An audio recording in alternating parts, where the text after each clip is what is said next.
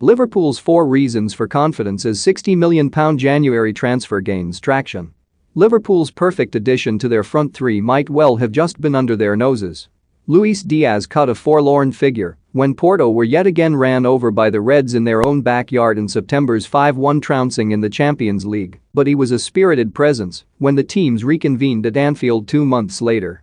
With Liverpool having already qualified for the last 16 as group winners, there was a subdued atmosphere around the match on Merseyside from the off, but it was Diaz who injected a bit of devil into the game.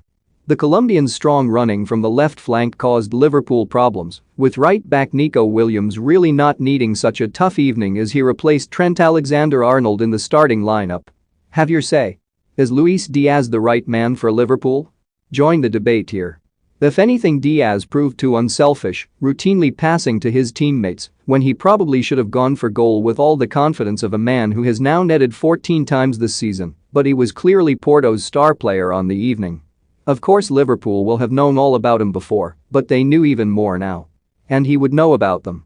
Time and again there have been players who have experienced the Anfield occasion and been won over by it, with the likes of Alisson Becker and Mohamed Salah both previously speaking in hushed tones about what it was like to play there. "It was scary," said Alisson in 2019, reflecting on conceding 5 goals while playing for Roma in a Champions League semi-final a year earlier. "You play against a really good team, and then the fans lift them even higher." That group stage night wasn't one of Anfield's classics, but if it left a mark on Diaz, then maybe this is a move he and his people would love to push through. Similarly, Liverpool will have liked what they saw from Diaz too. Under Jurgen Klopp, the Reds have been known to make moves for players who have impressed against them, with Sadio Mane kicking all that off after scoring 4 goals against Klopp's Liverpool in the 2015-16 season.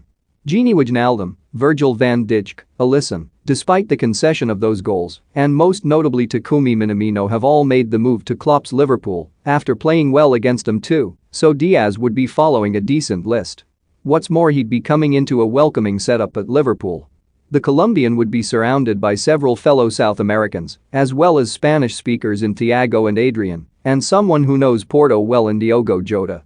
Perhaps the most important figure would be Vitor Matas though, with the Portuguese appointed as elite development coach in 2019 and tasked with helping younger players settle at club.